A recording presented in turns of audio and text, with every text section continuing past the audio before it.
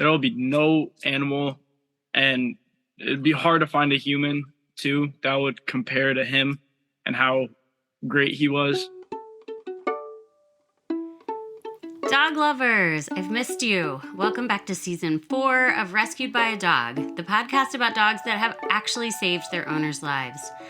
As always, I'm Laura, host of the podcast and author of the novel Not Just a Dog. Today's episode is sponsored by one of my favorite websites, izzystays.com, a hotel booking website for animal lovers.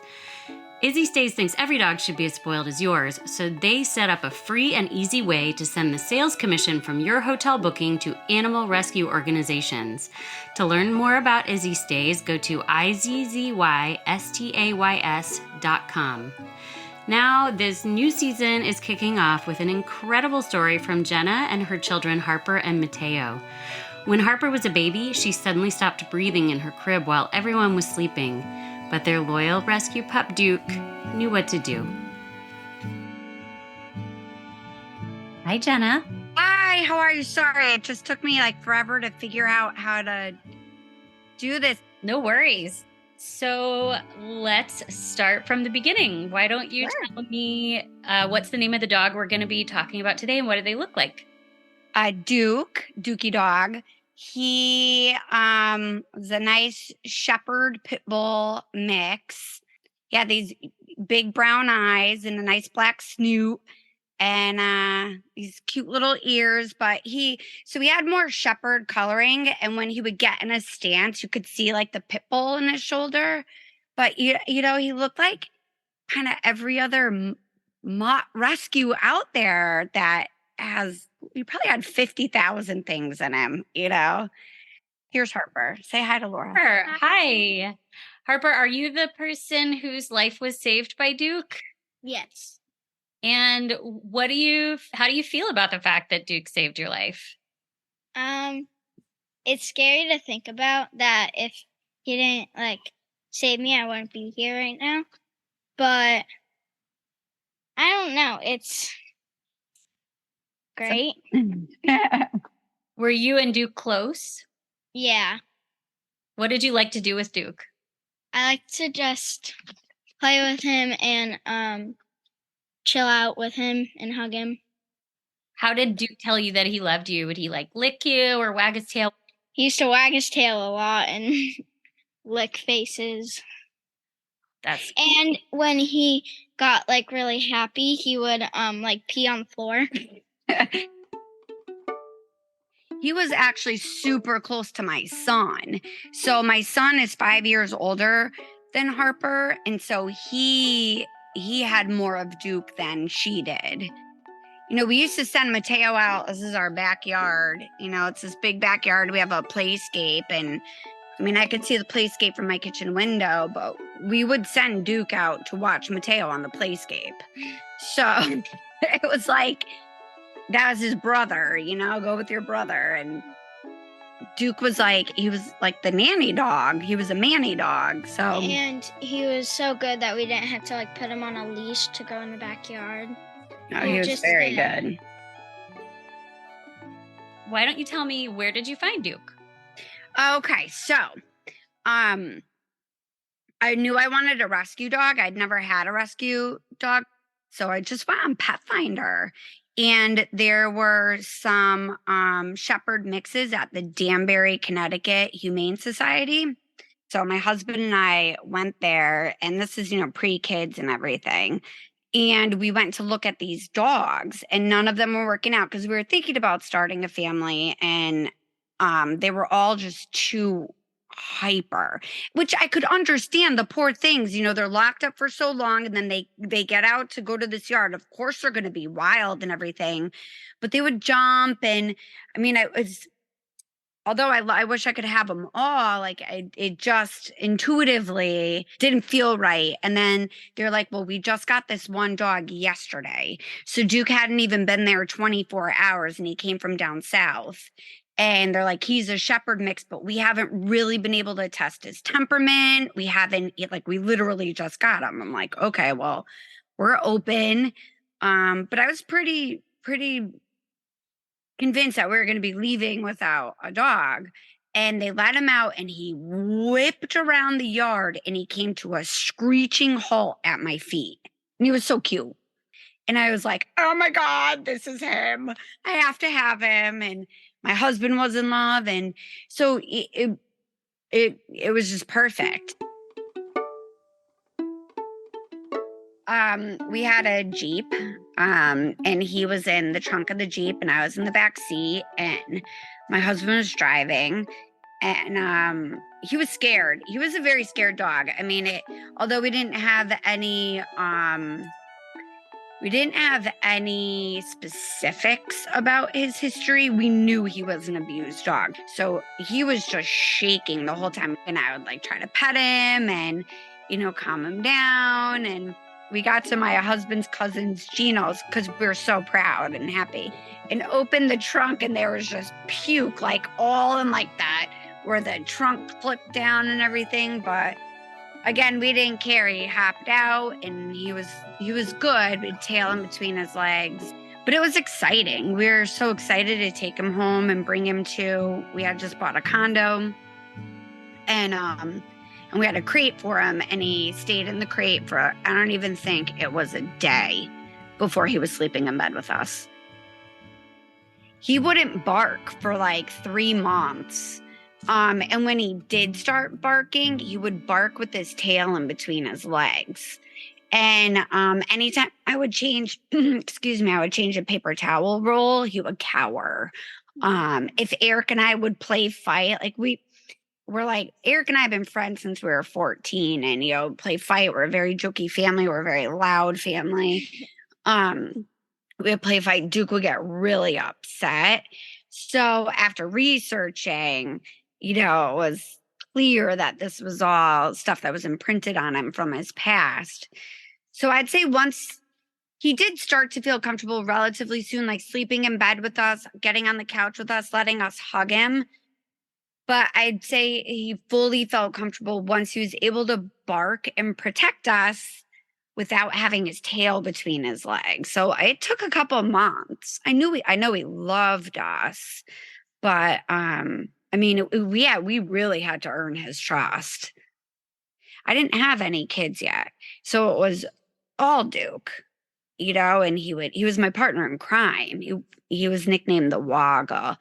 It was just, like far exceeded a dog. He was a wog.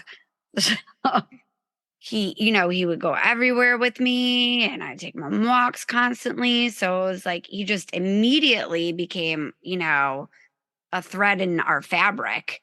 And when I had Mateo, it was just that much more. And then obviously when I had Harper, we just all became, part of each other's pack. Was he good with the kids right away? Oh my God, immediately. I know it sounds like, I think to non-dog people, it would sound kind of stupid of us. But when we brought Mateo home, we walked into the door and we like plopped the baby carrier on the floor immediately. And I'm sure there'd be people out there who would think that was so stupid, but we knew him. We had him for 1 year. And he just went right over, and that was his boy. And those two were like this. They were, he saved Harper's life, but Mateo and Duke were thick as thieves. He was so like cool with everything. He was so calm. Yeah, he was calm. He was cool. The story then. There is a point at which Duke saved your daughter's life. Can you tell me that story? Okay, so Laura, like full disclaimer, I'm going to tell you the bits and pieces I remember, but honestly, I remember the whole story. You remember the story, but you don't remember the event. You were 9 weeks old. I wish my son's like, who knows what he's doing right now, but he probably remembers it the best. Go see where Teo is. Please. What do you want? What do I say? Tell him to put a shirt on and come down here. He's almost 16, and all he does is go to the gym. So he never has a shirt on. So she was 9 weeks old, and we had been at a first communion that day. And so we had come home from the first communion. She was sleeping in a bassinet on my side, the right side of the bed. and she was in between bassinet and the wall, so our windows, and she was in that bassinet, and Duke slept in bed with us. And actually Mateo slept in bed with us at that point too. He was 5. And so it was Eric, and then Mateo, me, Harper in the bassinet, and Duke always just slept at the bottom of the bed. That was his spot. He would actually usually sleep under the covers at the bottom of the bed. And It says to come down. To okay. Like, give you 5 seconds because he has to do his hair and everything. He has to do. Well, tell him it's a podcast, not a video. I know. That's why I said. Okay. That's fine. But so, I mean, Duke so now we're at, Harper's born, Mateo's 5. We had him 6 years. And so for 6 years, he slept at the foot of our bed, and that was it. And that night, he kept coming up to the top of the bed and shaking and shaking. And we'd say, Duke, and whenever we snapped, that he moved. Snap, move, snap, move. Especially when my husband would snap, because he'd snap with such authority. Duke, go back to the end of the bed. Duke, go to the bed. Duke, and he just kept coming back up, back up, back up, back up. Even at one point, and I mean, my husband adored Duke. At one point, Eric grabbed Duke's collar and kind of pulled him to the end of the bed and was like, Duke, go to the end of the bed. Come here, Teo. This is my son, Mateo. This is Laura. Hi. Hi, Mateo. Thank you for joining. First of all, before I forget, Mateo, how old are you? I'm 15. And Harper, how old are you? 10. Okay, 10. She's going to be 11 on Sunday, and he's going to be 16 in the beginning of September. So nice. So Duke is coming up to the front of the bed, and then your husband grabbed the collar and dragged him to the end of the bed. What happened next? He came back up. And so he just would come up and he would shake. And I don't know how often that happened before Daddy said, Jenna, check the baby. And that's kind of where I'm done. It sounds crazy, and I'm sorry. And for me to tell more of the story, I'd just be telling what other people have told me, because I swear I've blocked it out. But Mateo could tell you more. I remember Duke coming up and shaking, which he never did, and then my dad dragging him. And then it must have happened, I don't know how many times exactly, but it must have happened a lot, because he said check on the baby. I think he just decided to check on Harper because immediately, obviously with a new baby, his first concern would be her. So if he did feel something was wrong, I'm assuming his mind would just immediately go there. And we trust Duke enough, and we love Duke enough to trust him and that he knows what's going on. So when something was wrong with that, he at least wanted to make sure that Harper was okay, because if something was wrong with her, then Duke would be the one to figure it out. And my mom goes over, because her bassinet was on my mom's side of the bed, and she got up and looked over. She did a double take. She goes, oh, she's not breathing. I was just sheer panic. I just was screaming and crying, and it was, I think I've felt this fear one other time in my life, and it's just this full body taking over. It was like a possession of fear. If you're a parent, I don't think until you think your children are going to lose their lives, you can know what it means to be possessed by fear. I remember just being not frozen, but just I couldn't pull myself together enough to do something rational. I was just sheer fear. I was the most distraught I've ever been in my life. I was just shut down with fear. And I was 5, and I was just standing on the bed circling, crying because I didn't know what to do. And then my dad was sitting, there's a bench at the end of my parents' bed. So my dad was sitting at the bench calling 911, and then he'd get up and pace around. And my mom was just trying to get her to start breathing again. And I don't know if she probably did because Harper's still here. She wasn't breathing when I picked her up out of the bassinet. She was actually this weird color. So I did get her breathing somehow, or she breathed on her own somehow. So we ended up in the hospital for a few days, and all the doctors at Children's who we told the story to, they actually were willing to bet money. They were putting their money on the fact that this was SIDS. So it was acid reflux. And Duke was which means it gets caught in your throat and then it stops you from breathing. And that's how a lot of kids die. And the doctors were saying they weren't surprised because animals are so in tune to our breathing patterns, which of course now makes sense. You have all these service dogs. That Duke was so in tune to her breathing pattern, and she had, gotten choked on her acid, that's why he alerted us and she had stopped breathing. But so I don't know, maybe smacking her on the back did help.